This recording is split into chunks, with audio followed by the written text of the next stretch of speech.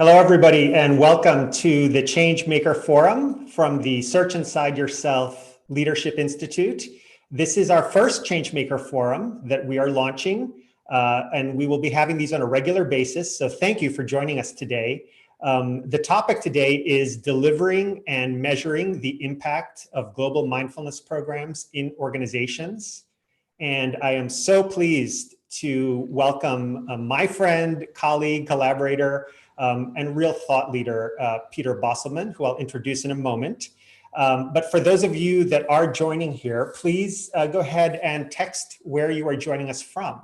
So if you open up the chat bar, just type in where in the world you are joining us from. We have many hundreds of people who are joining, so it's always great to see. I already see Sweden, Mexico, Saudi Arabia, Turkey, Texas, London, Vancouver, Estonia, Brazil, Switzerland, Dubai, France. So wonderful, and welcome everybody.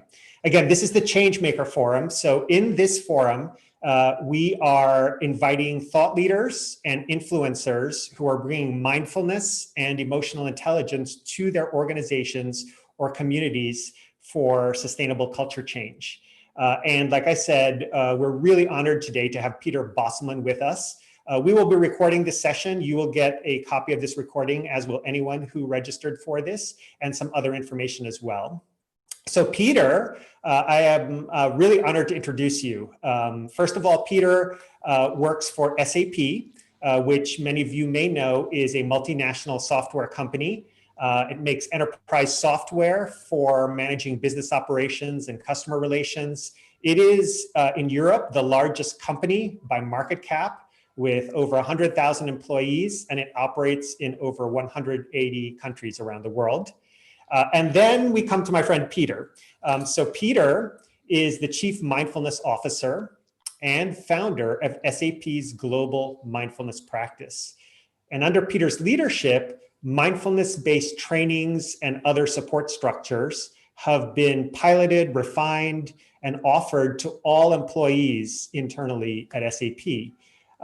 And also there is some interest to some of their stakeholders for these programs as well. Peter initiated the foundation of these programs by really building a passionate community of teachers and ambassadors within SAP. And so he's going to share a little bit of that journey with you all today and how that got started.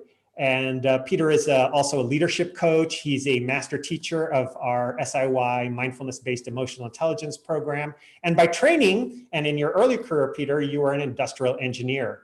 But I am so thrilled to welcome you today. I know firsthand, having been friends with Peter and collaborating with Peter for a long time now, how very thoughtfully he has been able to, and effectively been able to, bring these programs, these tools of mindfulness into a company like SAP.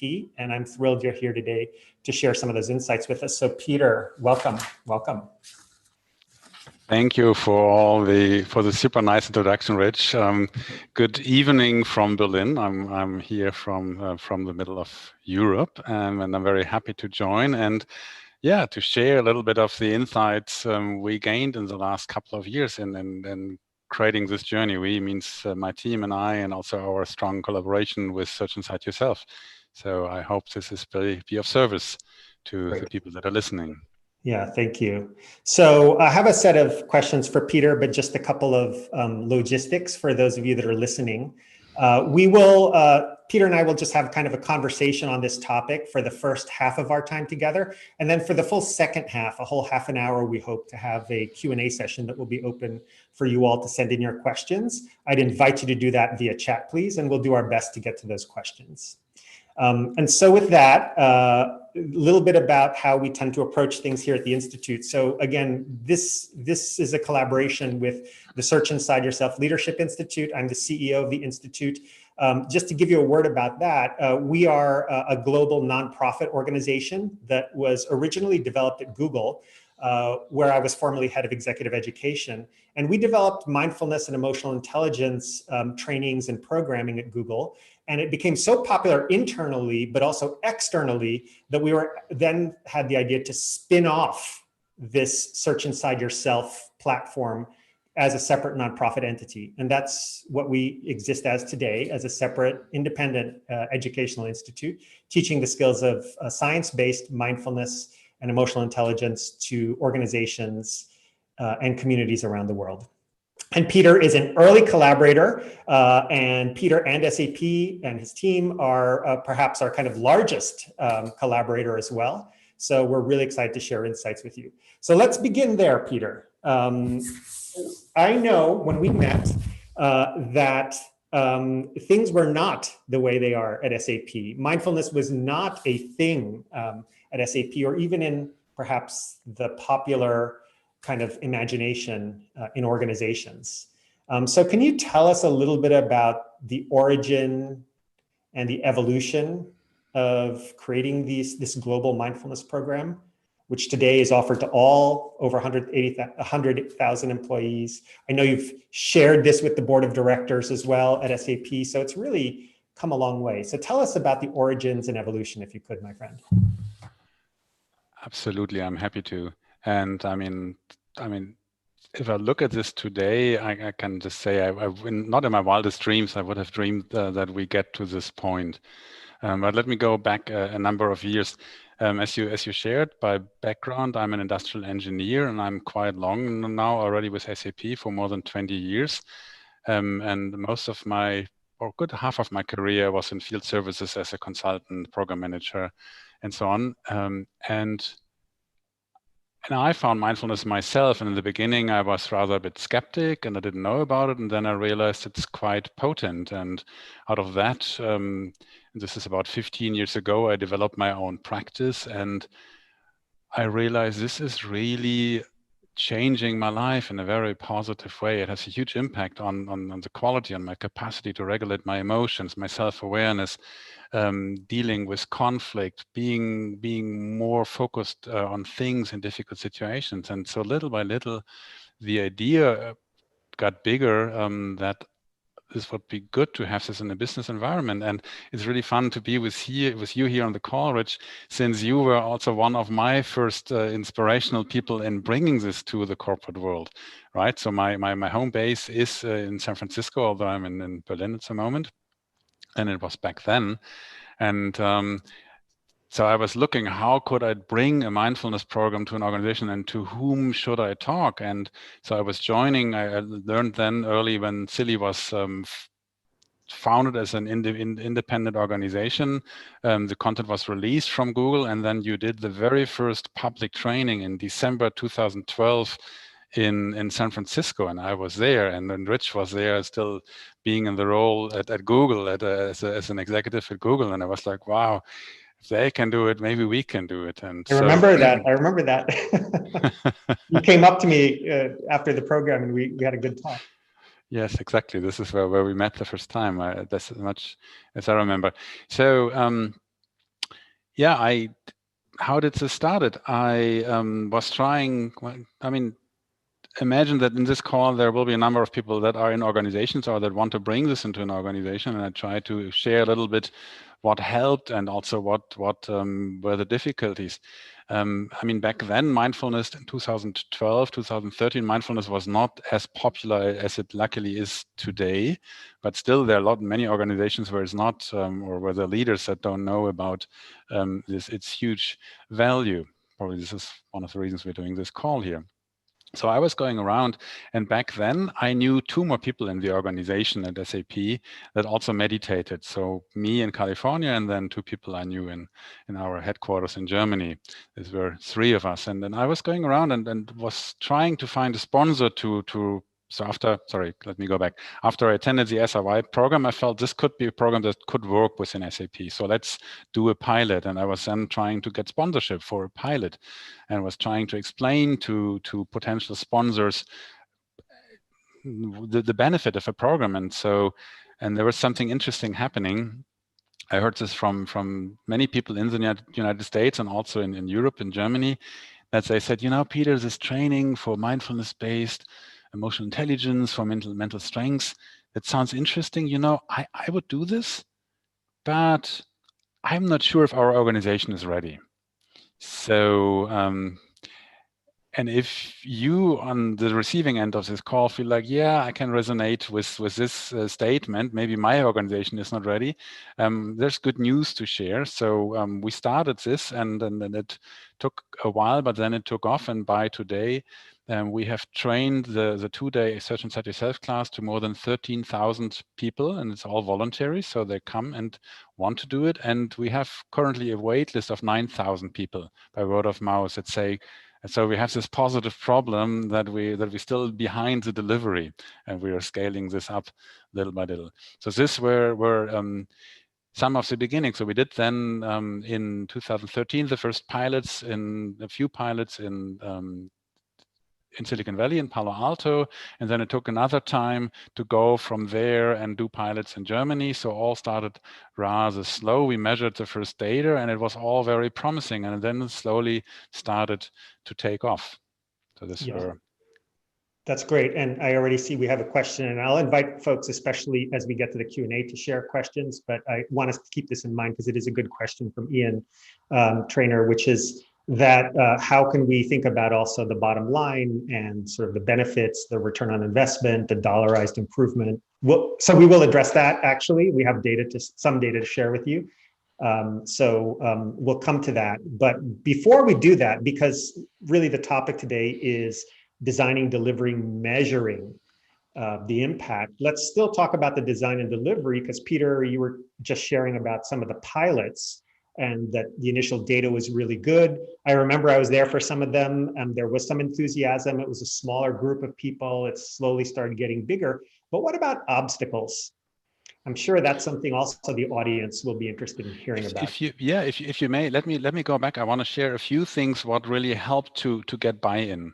So with this pilots, if I look back, and this would be my recommendation, if you want to bring a mindfulness program, if you want to bring SRY to an organization, start with pilots. So it's good to have a big vision in mind, but also it's good to gather data. Is this working in our organization? Do we need to do adjustments?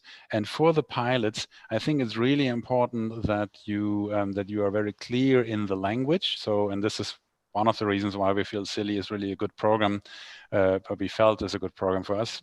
Today we have evidence, so that it's secular, that it's science-based, that it's taking out all religious content, that it works in a strong business language, and so that's important. How you talk about it, that you find a way that you reach the decision makers and that you address their problems. So another recommendation is don't do a one size fits all program or approach. So since everybody's doing mindfulness, you need to do it.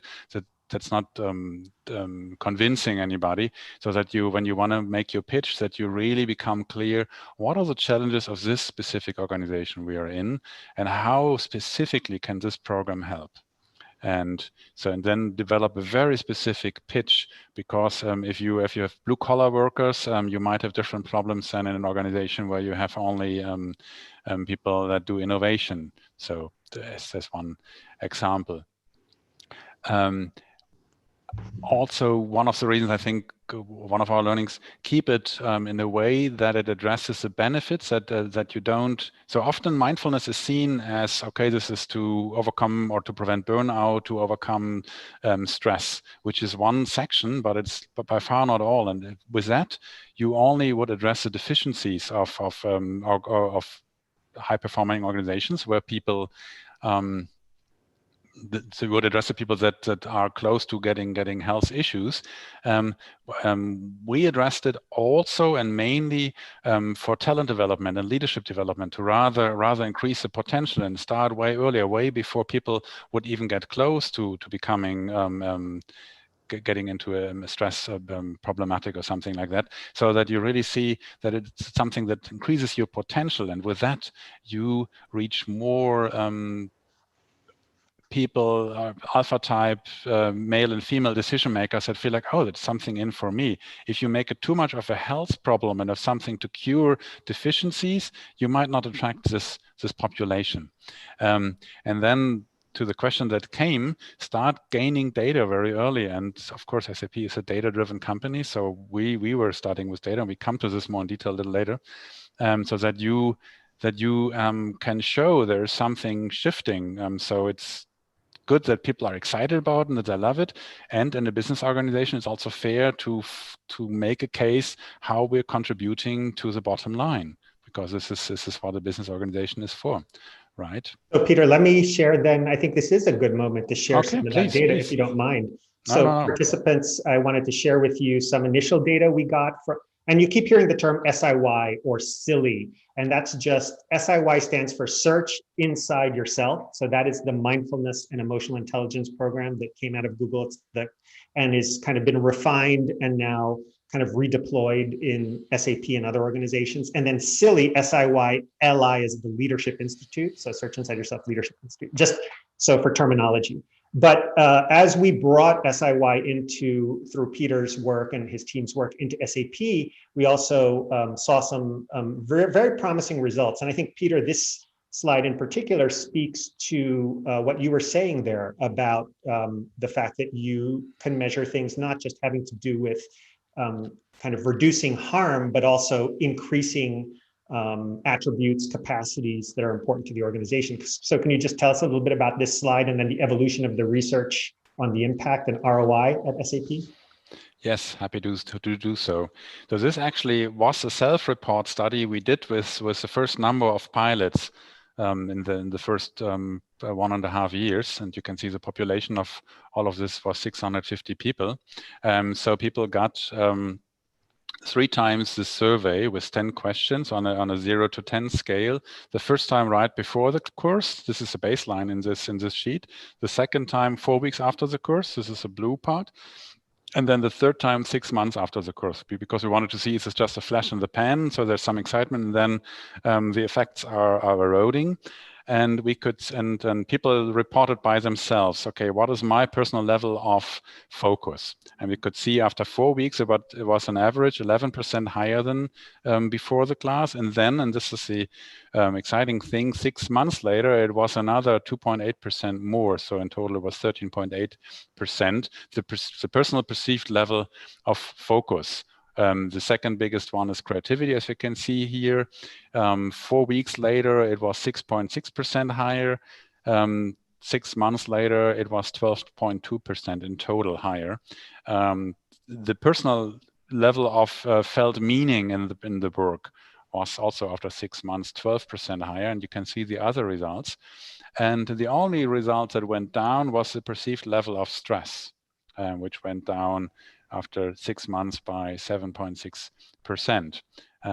So, and this is a way, when you want to bring it to an organization that and you don't have a huge scientific research pool at hand, that you can rather easily create, so that you send out this questionnaire 3 times and then you compare by person the results and then create this average, and it's still showing meaningful results.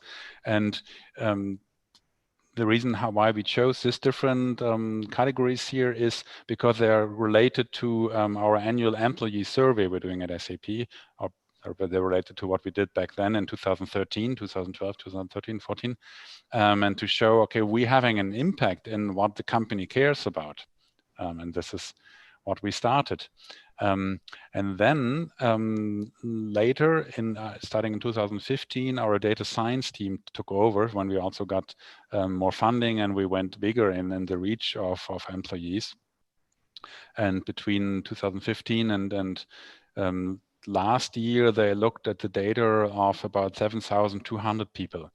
And they can show that they're compared to control groups, and also compared to or seen in timeline analysis, that there's a significant increase in employee engagement. That's one thing we're measuring. Significant increase in the leadership trust index. We see also an increase in retention rate, and we see a significant decrease in unscheduled absences. And there is a peer-reviewed study that's going to be published. I can't really say when. It's a lengthy process, but our data science team is working on that with these numbers I was just sharing. And we know that, so we know what 1% employee engagement, for instance, what it's worth. At least we knew it in 2016, and then we made this this business impact study and the return on investment study, and so counting from this percentage increase and decrease, we know that the impact on the financial bottom line of the SRY program is at about twice as high as all the costs. So it's more than 200% return on investment, including the cost for people that are sitting in the class for 2 days, which is, by the way, the highest cost driver. It's higher than the cost for trainers and for travel and time service that could travel, and all the associated costs around there. So please, Rich. Yeah, so I just wanted to kind of highlight, because you mentioned some real nuggets in there, which is please. Over 30,000 employees have taken these SIY programs. Sorry, 13,000 have taken. 7,200 participants were studied in the latest study, which is forthcoming, and it shows significant results on employee retention, absenteeism, as well as leadership trust and engagement. And that's really remarkable. That's a high level with a sample size of 7,200 plus. So stay tuned for that. And again, and then the output of all of it is about a 200% return on investment. These are the type of statistics I would probably say are going to be very convincing for senior stakeholders and organizations. Thank you. Yes, they were. And I mean, we can see with this huge waitlist, it has become, not only at Google, it also has become at SAP, the most popular program with this long waitlist where people are happy when they make it in. And on top of that, we can show that we're also having very clear business results.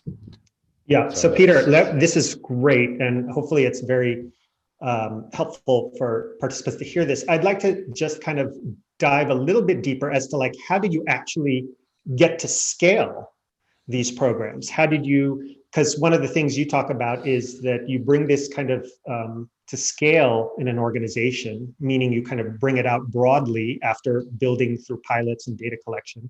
You bring it out broadly and hopefully it starts to affect culture change. So can you just tell us about that last piece, the piece where you're kind of bringing it broadly to scale and changing culture through it? How did you do that? I know the answer, but I think it's helpful to talk through it. Right. Well, being a project and program manager myself, even in the beginning, I started developing a big plan. So when you go to your board, think through before, if they ask, okay, you get buy-in, how do you want to scale? And so the way how we did it is that we educated internal teacher, and we co-created actually the teacher training back in 2013 together with Silly, at least the external one in a large scale for a global organization. And so we did 4 waves of teacher trainings. Actually, we are undergoing right at this time our 4th wave. And we have at the end of the 4th wave more than 60 internal trainers. And in the beginning, we did a lot of tandem teaching with this external teacher. By now, we have enough people that we do most of our trainings with our own staff. And this has a number of benefits. One is, of course, that you build on knowledge within the organization. If you train own internal teachers, and then you have a multiplier that are well educated how to talk about mindfulness, because this is a really important thing that you by yourself experience about the fruits doesn't mean you're a good teacher, doesn't mean that you're good in explaining this to others. So this is a complete different skill set and that you have to learn. Actually, it's often that people, or rather when they're in the beginning with their mindfulness practice, they're so excited about feeling the benefits that they can become a little missionary, a little too strong, and everybody has to try it. And you have to learn how to really understand how to bring it to different audiences. That's what you build when you create your own base of teachers, and that's what we started. That we have now all around the world these teachers in more than 30 locations that are multiplier. That they also taking care that we talk about this in a secular, in a business-like way, and not in a way that actually would risk the program. It is a business program. We treat it like a business program. So if we measure the results, we have very clear sets of rules and of governance standards, how we would like to do things. And with that, we keep it secure for people that are skeptics, that feel like, well, this mindfulness thing, I'm not really sure if this is for me, but I heard so much about it, so that it's that it's well managed and that they're well trained people in doing it. So the teacher training is one thing, and then we also build a lot of things after the 2-day SIY training to follow up in the organization. So we have, besides the teachers, ambassadors that run in the locations or now virtually mindfulness trainings, peer groups. They meet for mindful lunch, they do mindful walk, and then all kinds of things. So so what we built is a global mindfulness practice. That's why we call this whole program within SAP Global Mindfulness Practice. It shall show that, or this title shall express that it's about practicing. So mindfulness is not an idea. It's not that you go once, you have understood it, and then you're mindful. As I think most of you on the call know, it's something you have to practice. It's like signing up in the gym is not enough. You have to go there. And even if you have a well-trained body, and if you stop practicing, you know what happens. So it's about the same. So that's one of the key success factors in bringing it to a large organization, to have these people that do this together. And then there's this group of my colleagues that co-create then new ways of talking about it, extending the program in the organization. So there's more things happening. Yeah, wonderful. And so for those on the call, yes, the collaboration we've had with Peter is we've done a teacher training multiple times, as Peter mentioned, within SAP to get these skills of mindfulness and emotional intelligence practices to this incredible community that Peter and his team have curated and built and grown over time. And so it's that wonderful partnership. And also, I'm happy to share, and Peter, please also, because people might be interested in this, it's not every company that can bring in an organization like Search Inside Yourself to train dozens of internal employees. So one of the things that we're partnering with Peter on and SAP is to offer something we're calling organizational teacher training. So if you are within an organization and there's only 1 or 2 or 5 of you, and you want to get trained as an SIY teacher, SAP and the Search Inside Yourself Leadership Institute in collaboration are going to be offering this organizational teacher training. Again, it's meant for internal employees who want to be champions for this work and develop those skills and get certified in offering this program internally. So Peter will be one of the faculty and will be able to also share some of his best practices in this organizational teacher training, OTC we call it. I don't know, Peter, if there's anything else you want to share about that. Oh, absolutely. Yeah. I mean, I'm quite excited about it and happy that our partnership is growing to this level. The way how this developed is that, well, in the last couple of years, large organizations that are also SAP customers reach out to us and asking, so you have this widely successful global mindfulness practice. What did you do in detail? Because it requires some skill and fine tuning to bring this to an organization and to establish it and to make it in a way that it's sustainable. And I'm happy to share that even teachers that we trained 5 years ago are still very happy to train. So we have a very low retention rate, which is unusual in training teachers for in-house programs. And the question was, have we been just lucky within SAP that we have a quite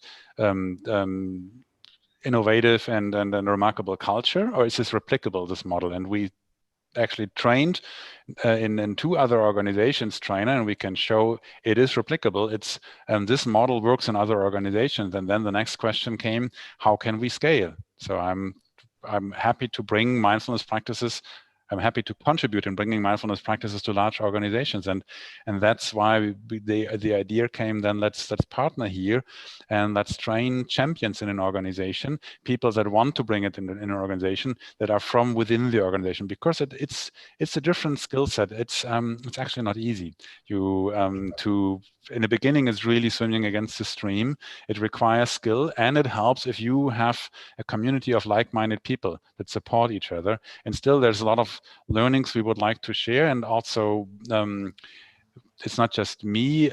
We have a number of mentors from my senior teacher faculty within SAP that are also supporting as mentors. And so that this in-house knowledge, how to bring this to large organizations, is being shared with people in other organizations. Perfect. Thank you so much. And I think people may be interested. What we can do here is I'll ask our friends who are kind of helping coordinate this Zoom call to perhaps chat out the link to this organizational teacher training.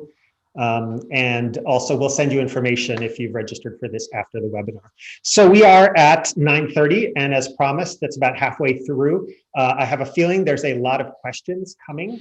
And so what I would open it up now. If you have a question, please chat it in to the chat bar. I already see a few here. I got one question that said, based on your experience at SAP and with other organizations, why should an organization want to invest in these types of programs? Why mindfulness? Why emotional intelligence? Why now? Well, thank you. It's a great question. I believe that self-awareness and mindfulness trained self-awareness is a foundation, or not that it's not just that I believe it is proven that self-awareness is a foundation of emotional intelligence. You can train it, and the skills of emotional intelligence are a future skill you need to self-regulate in times. I mean, we are in a VUCA world. I mean, turn on the news. What are we in? What have you experienced in the last half year?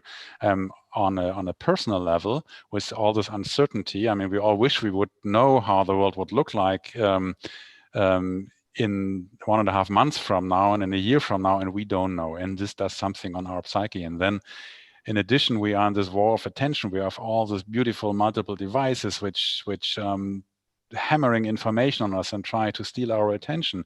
And again, this does something on our psyche. And so if you to answer your question, if you create an organization where you support your employees in dealing in a more skillful way, and where you also support an organization where you establish ways how to handle innovation, how to handle conflicts, how to support employees to stay more even-keeled in these difficulties, you will have very significant results, as I just shared with our business case. So we see, I mean, why is this program so popular? And that people, they go through the class and then they ping colleagues, you have to go there, it's helpful.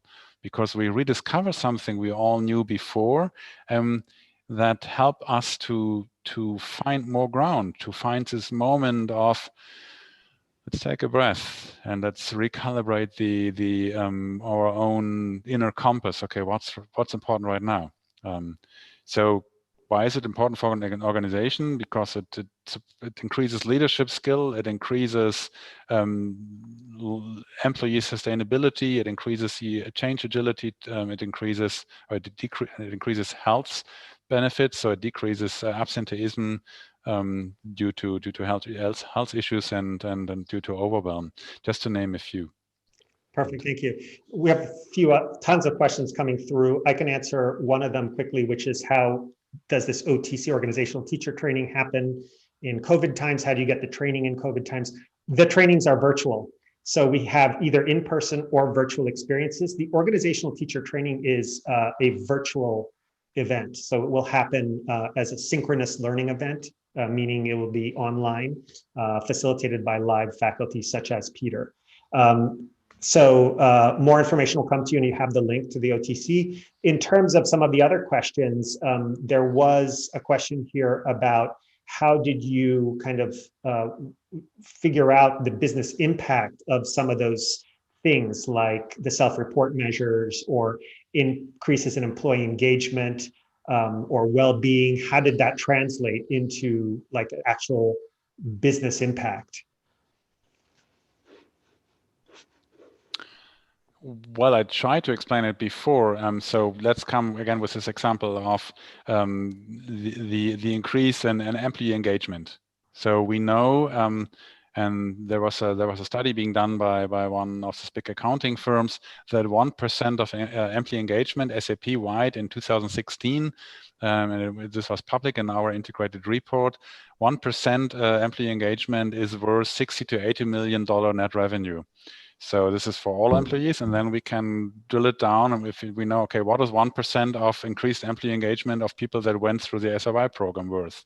And so we could translate this number into a dollar value, and we could do this with some of the other indices, and then with that you get an indication of the business case.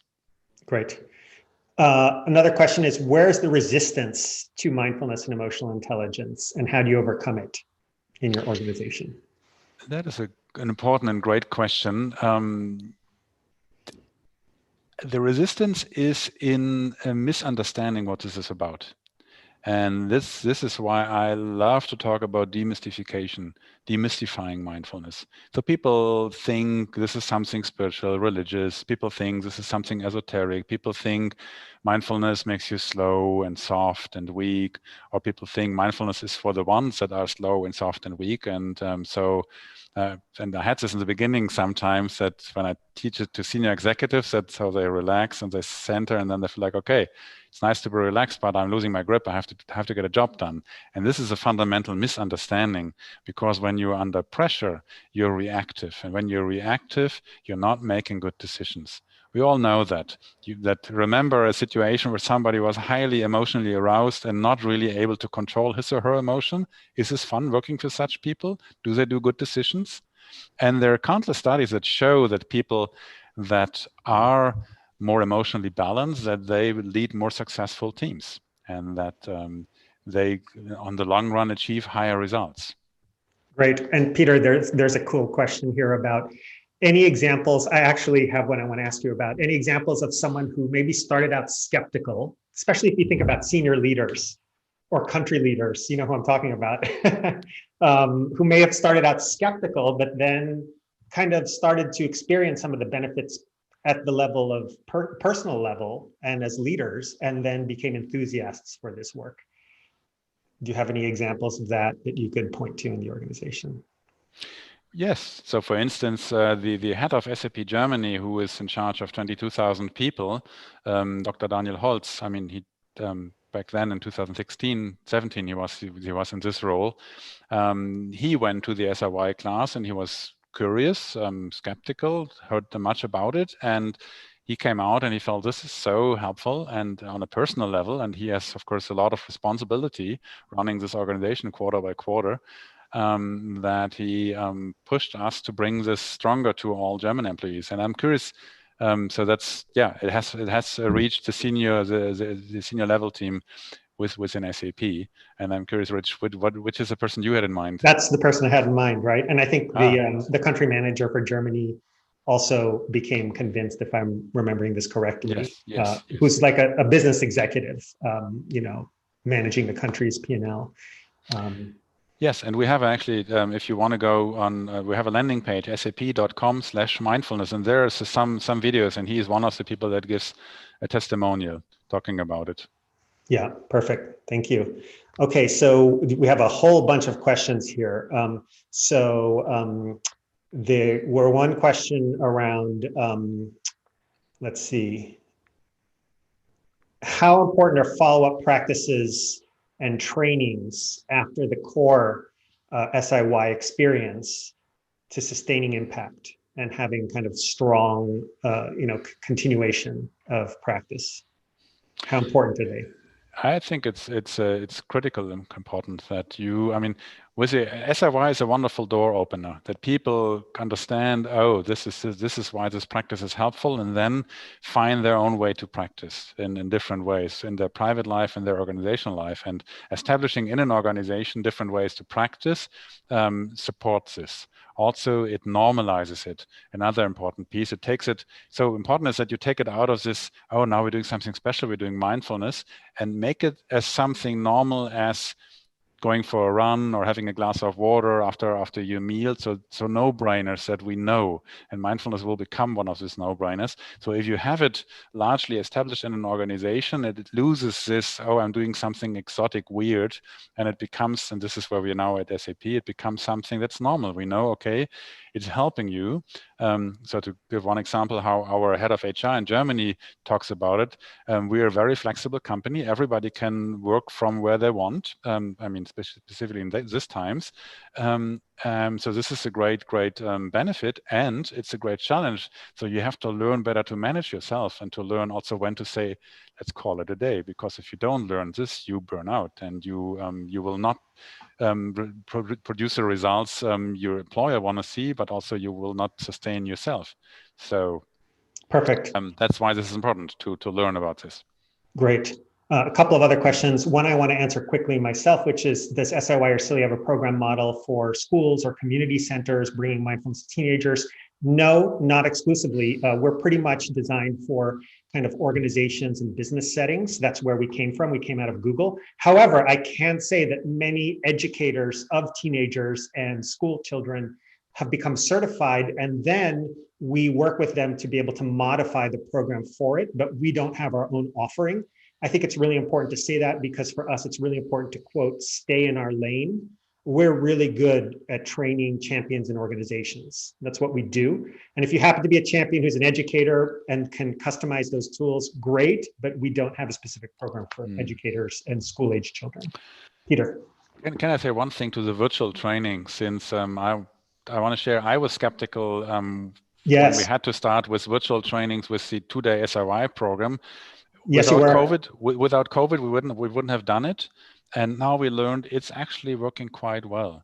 Yes. So what we do, we teach people to have an internal experience, and that's what you can teach perfectly on a virtual setting. There's slight changes in the group experience, but it shifts, and there's more benefits, and it's a slightly different but a very well working experience. We get very, very positive results, and with that experience of running SIY within SAP virtually, we decided, well, then let's also do a virtual teacher training. So we're running just the first virtual teacher training, and we're convinced, or we collaborated with SILI to make this work, and together and with your great resources and skill to really create this experience in a virtual way. And so we have started, and I can say it works better than I would have thought, than I would have believed. So this is why we think we can offer this to a wider public. Otherwise, we wouldn't do it. I would never do something I wouldn't stand fully behind. Yeah, literally last week, Peter and SAP started a virtual teacher training within SAP, another cohort. So that's, I think, what you're referring to. Hey, Peter, interesting question here about other mindfulness approaches. So there is one question, for example, resistance in the organization from, for example, practitioners of different methodologies like mindfulness-based stress reduction, a resistance to this type of offering, which is sort of secular, science-based, more short form. Can you speak a little bit to that? Yes, of course. Yeah. Well, it's so funny, right? How the human mind always thinks people that close. I mean, MBSR and SIY, they should be close, but that there is like an objection happening. In my view and in our experience, MBSR is a wonderful second step, and SIY is addressing it more lightly and with a slightly different focus. Usually people that go to an MBSR class really see, I have a stress problem and I really want to deal with it. So SIY, and this is the experience we're having within SAP. It's more like, okay, how can I improve how I deal with day-to-day business situations? And then people that come out of the SIY class and feel, I really want to deepen my practice, they go to this 8-week MBSR course, and there they learn how within this 45-minute deep dive meditations you do over a course of weeks, how to deepen this. Not everybody would do it like this. So it's a perfect complement, and we have actually a number of teachers within SAP that are MBSR and SIY certified, and that do both, and it's working well. And also MBSR, you can not train that many people if you really want to scale it in a larger organization. It's rather difficult, but it has a different approach. It's more like, okay, yeah, it's going deeper. It's a wonderful second step, in my opinion. Wonderful, thank you. Just a quick answer to a number of times I'm seeing a question, is this available for external facilitators, consultants, and so forth? At the moment, it's not.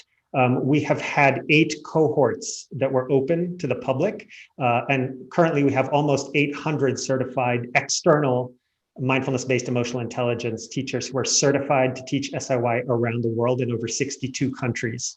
And so what we've decided to do is this year and next pause that open enrollment teacher training and focus specifically on champions in organizations, people like Peter and his team, but who might be in other organizations. and offer them a collective training, a place for them to come as internal practitioners.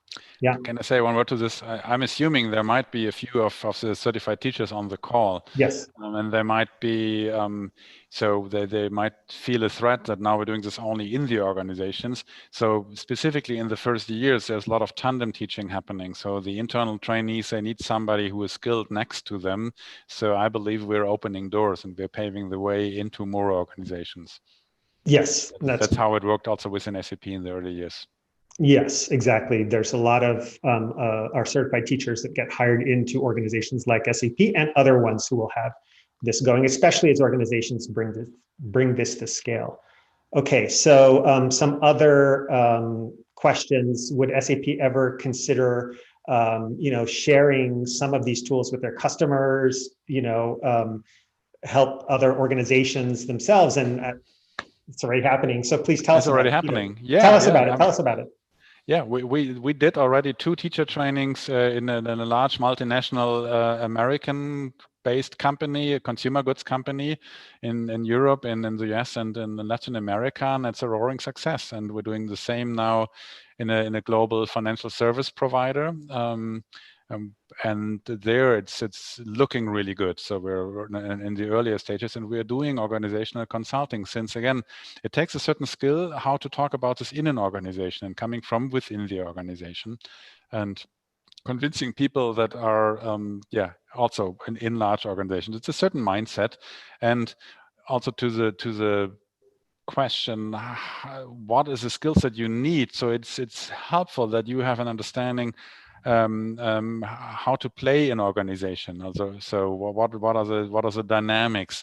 What stakeholders do I have? How to address them? Whom do I need to really take care of? Whom can I more or less ignore, and all of that, so that you have a good organizational awareness. And you build this when you are a long time in organizations or work with organizations, and then it's easier when you're in an organization than coming from the outside. That's one of the reasons why I stayed or why I'm still within SAP, and I will be for quite a longer time. I think since it's so easy to do it from it's easier to do it from the inside than going to the outside.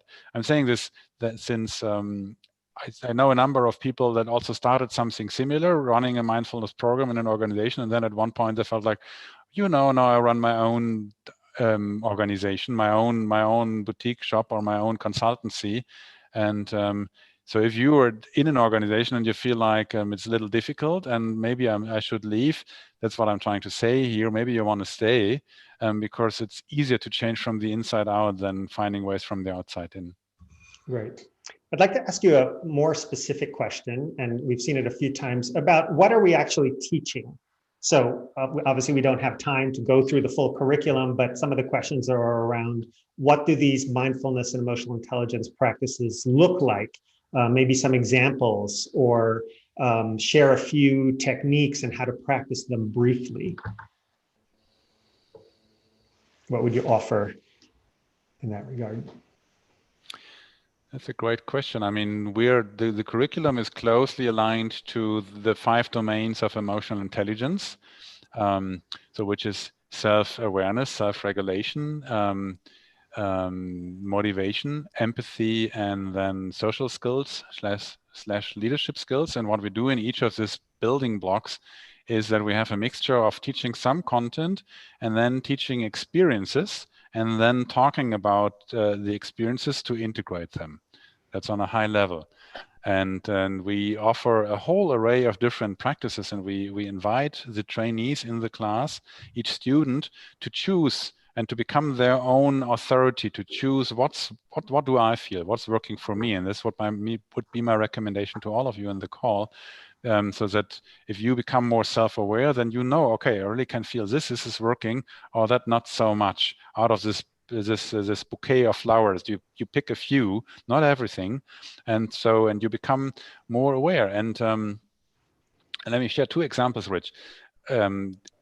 One is a student of our class. I met him a while ago, and he said, Peter, I really liked this SRY class you were teaching, and sorry, I'm having a very busy life. I at the moment, I can't really put in a mindfulness practice. I have 3 little boys, I have a demanding job.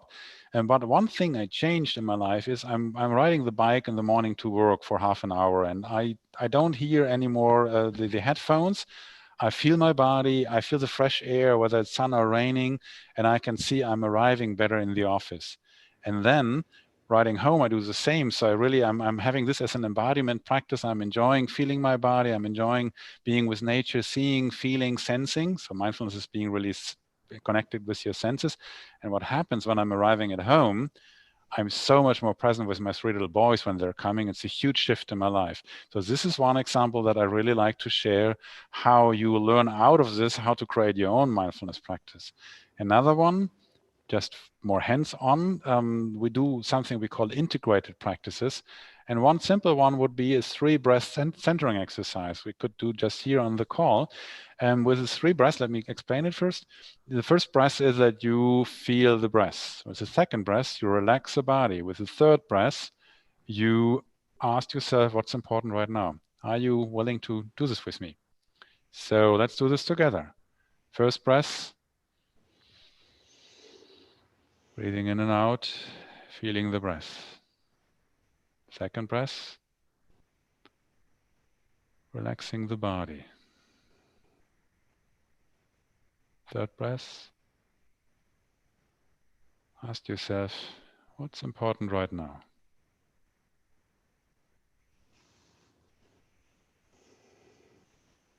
And let's shift attention back to this call and ask yourself, do you sense a slight shift in your mood of being and your centeredness? This was a super short example of an integrated practice. So integration means you can integrate it throughout the day, which is actually one of the big things I learned from Silly. Having my own practice, having established my own practice years before, but this integration, so that it's not just you have your own mindfulness practice and you go on a cushion and you go on retreats, and then there's the reality in work life, but how to bring it into work life, how to be mindful moment by moment, how to recenter when I sense, oh, something put me off, how to deal with conflicts, how to know what motivates me. All of this is what we're teaching in the class. Great. And that actually goes to one of the other questions, which is how do you approach this not just from an individual perspective, but how does it also enable an organization to be mindful, organizational mindfulness? Is this also an outcome of offering these types of programmings? Great question. It has to be if you really want to have a change. I mean, in the beginning, you teach a number of individuals. That's a good starting point. And then what is an organizational culture? It's a set of behaviors of all the people. So if you shift the behaviors of the people, you shift part of how they interact. And it is helpful that you also formally establish rules. So within SAP, we call them the how we run and how we lead behaviors. And they are related to mindfulness practices. It becomes more and more common that we start within SAP meetings with a minute to arrive, a pausing practice, or when there's conflict, that there's tools or techniques that, okay, you talk for a minute, I talk for a minute. So that's applied techniques that have a base in mindfulness that shift the organizational culture. Wonderful. So just maybe 2 last questions, and they're good ones. Before we hit time here. One is I want to acknowledge on the chat, we have one of our certified teachers from the nation of Bhutan. This is Yeshi Wangchuk, who is actually a teacher in a school who became certified in SIY and taught it to 200 other teachers. In fact, at the Institute here, we trained all the school teachers in the nation. That's 10,000 school teachers to be certified in the SIY or to experience the SIY methodology, and about 150 certified teachers. So that was a way they scaled it and then offered it to their educators in the country. So for the person who asked about the value for educators, I think Yeshi and others are great examples from our friends in the nation of Bhutan. So thank you for sharing that, Yeshi. And here's the last question, Peter, just in the interest of time, and it's a good one.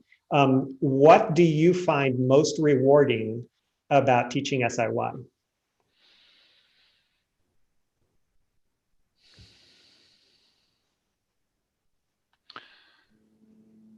That's a good question.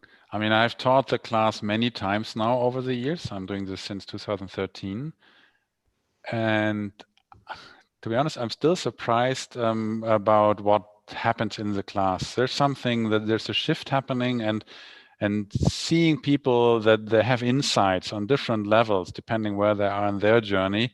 And so that's what I feel is most rewarding, that we contribute to human flourishing and in a way, to human evolution. Beautiful. Yeah, and I see in the last threads that are coming through, folks from other sectors besides the business sector, also offering that. For example, we have one comment: healthcare and law enforcement need this training yesterday. Yes. And I couldn't agree more. We're actually are working with some law enforcement agencies, at least here in the United States, and those could serve as models. And we also have worked with some healthcare systems. And then we have a number of teachers I see actually on the call from Bhutan. And interestingly, in Bhutan, what we did, like I said, we trained all the school teachers in SIY, 10,000 school teachers, but we also trained members of the federal government at the Royal Civil Service Commission. So all government employees, all school teachers got this training and are now kind of bringing it to their different organizations.